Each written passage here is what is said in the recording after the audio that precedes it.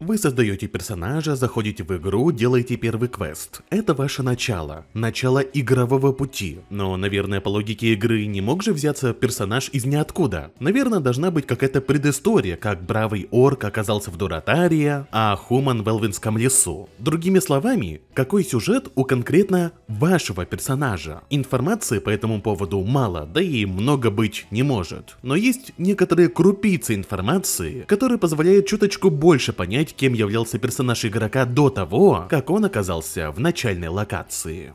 Наверное, стоит начать с того, что изначально разработчики планировали больше раскрывать предыстории игроков. Чтобы понять, как это выглядело бы, перенесемся в начало нулевых. Полным ходом кипит разработка World of Warcraft. Многие крутые и не очень идеи отвергаются или перерабатываются. Одна из идей касалась того, как раскрыть предысторию игрока. Должен ли это быть безымянный персонаж, который появился из ниоткуда и непонятно зачем, или должна иметься хотя бы небольшая предыстория. Планировалось включить в игру так называемые жизненные квесты. Они бы сразу убивали два зайца. С одной стороны, они раскрывали бы мотивы той или иной фракции и объясняли, что, как и зачем. С другой стороны, они бы немного раскрывали лор самого игрока. Из упоминаний разработчиков нам известны маленькие крупицы того, как эти квесты работали бы для нежити и орков. В квестах нежити мы узнавали о том, как нежить пришла к тому, чем она стала сейчас. Развивалась бы линия того, как отрекшийся пытается разработать новую чуму. На одной панели BlizzCon один из бывших разработчиков в полушутливой форме отметил, что андеды могли бы спасать своего отца.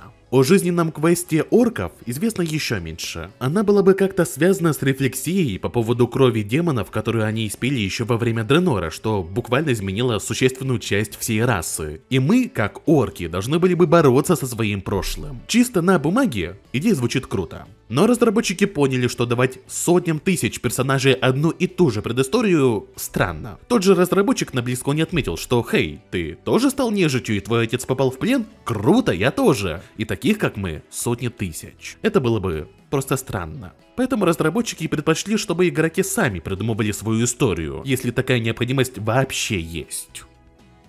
Наверное, больше всего информации о предыстории есть у рыцарей смерти. У них есть парочка заданий в начальной зоне, где они пересекаются со своими старыми знакомыми из прошлого, которые попали в плен к силам Артаса. И нам их нужно убить. В диалогах они вспоминают нас, горюют о том, что мы уже не те, кем были раньше. Круто то, что этот квест уникален для многих рас. Например, эльфы крови, как мы узнаем из диалогов, являлись чемпионами Синдараи, а родились и жили в Лунасвете. Дренеи родились на Аргусе и, судя по таймлайну, к моменту событий гнева Короля Лича жили тысячи лет. Так что все события, которые они смогли пережить в Азероте, это буквально маленькая часть их долгой жизни. По примерным прикидкам, игрокам Дренеям сейчас около 13 тысяч лет. Ночные эльфы тоже имеют грустную историю. В задании мы убиваем некую Язмину, которая нас знала с самого детства. Мать игрока оставляла персонажа на попечении именно ей. Язмина находилась на службе в храме Луны в Дарнасе. Знала и воспитывала она игрока с самого детства, кормила медом, овечьим молоком, успокаивала, когда персонаж игрока плакал. Возможно, это самый близкий знакомый игрока, о котором известно хоть что-то. Но больше всех выделяется истории двух рас – гоблинов и воргинов.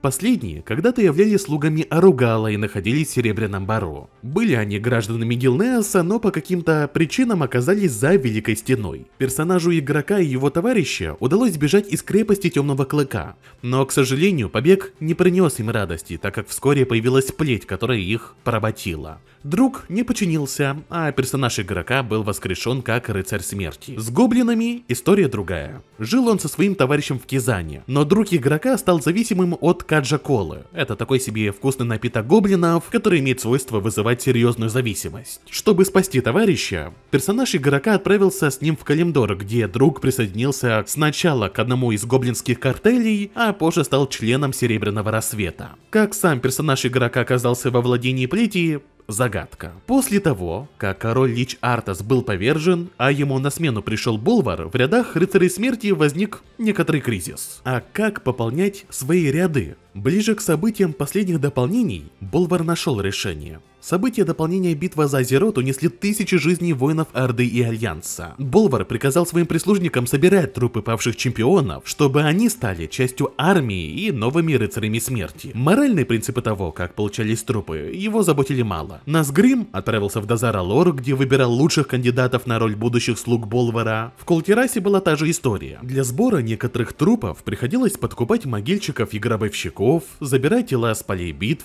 выкапывать могилы. Тела доставлялись в ледяную корону, где помещались в холодные камеры. Так что технически новые рыцари смерти, которые начинают стартовую цепочку в ледяном троне, это в прошлом герои Орды или Альянса, которые погибли в битве за Азерот.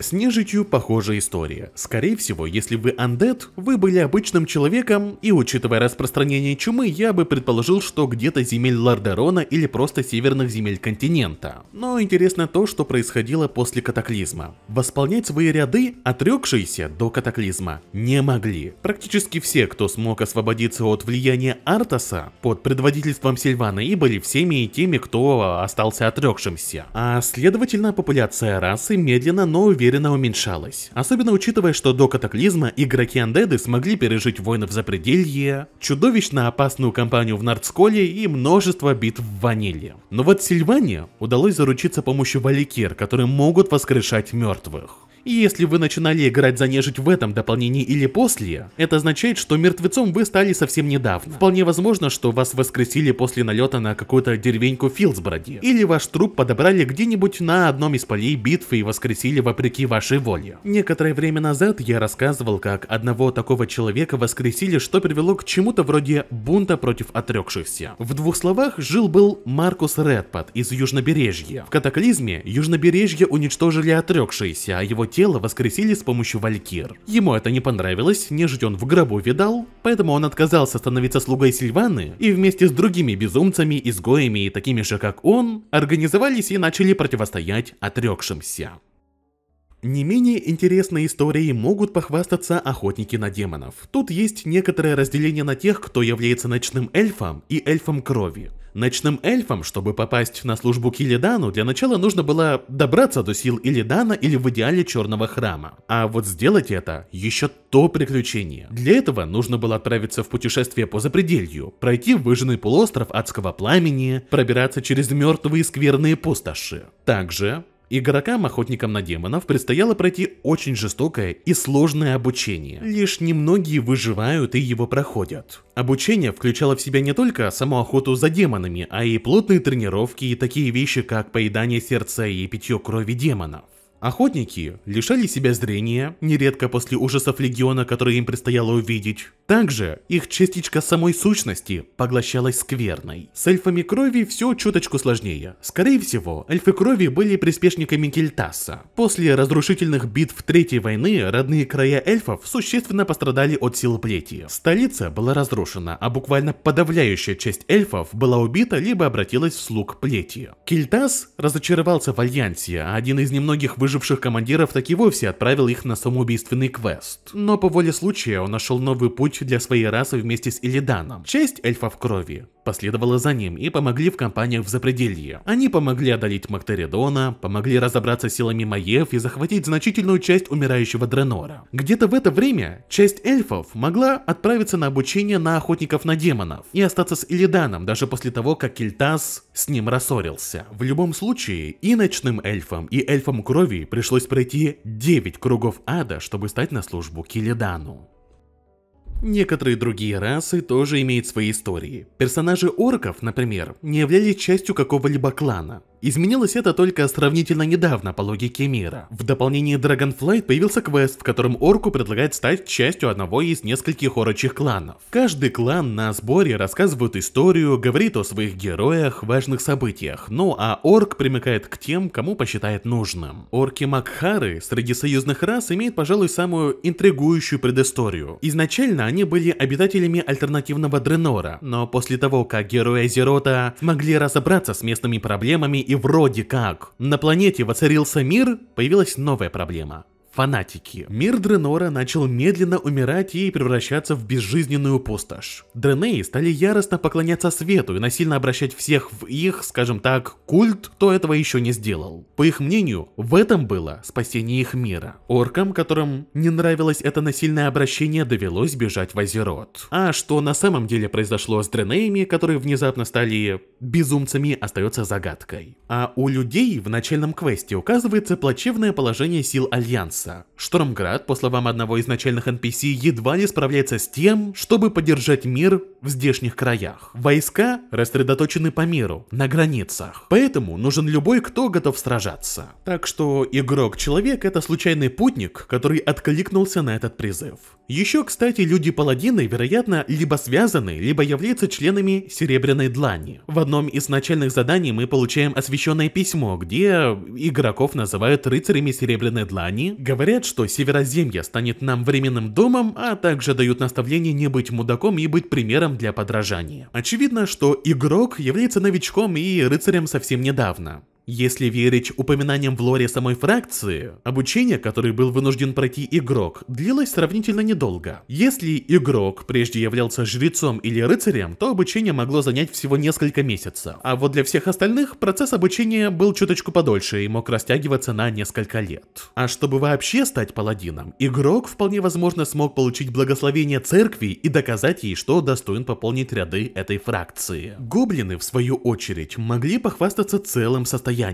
Персонажи-гоблины до того, как произошел катаклизм, владели небольшой торговой компанией. Предприятие гоблина являлось частью целого картеля, а компания ближе к событиям катаклизма занималась абсолютно разнородной деятельностью. Имелась своя забегаловка, где были свои официанты, были разные развлекательные услуги. Компания занималась добычей руды и других ресурсов, используя для этого труд пленных троллей. В общем, в теории, в какой-то период жизни игрок-гоблин мог похвастаться вполне себе неплохой жизнью. Но проблемы с картелем и Гальвиксом, который ради денег был не прочь поджать бизнесы других гоблинов, катаклизм, из-за которого гоблины покинули Кизан и прочие, сделали игрока никем и вынудили начать с чистого листа. А еще в одном задании по мелочи упоминалось, что в прошлом гоблин учил язык орков. На этом практически все упоминания о предыстории игрока заканчиваются. Есть микрокрупицы информации, что, например, наставником и духовным учителем пандаренов являлся мастер Шанси, а гномы — это немногие выжившие, кто смог пережить радиационное излучение в их столице. Хорошо или плохо ли то, что мы почти ничего не знаем о нас? Я думаю, скорее хорошо. Разработчики на BlizzCon из начала ролика и правда дали понятное объяснение, почему мы знаем о себе так мало. Банально потому, что вместо тысяч одинаковых предысторий в ММО-игре, все-таки будет лучше, если сами игроки будут творцами своего сюжета. Ну что же, по сути, на этом все. Благодарю вас за просмотр. Удачи!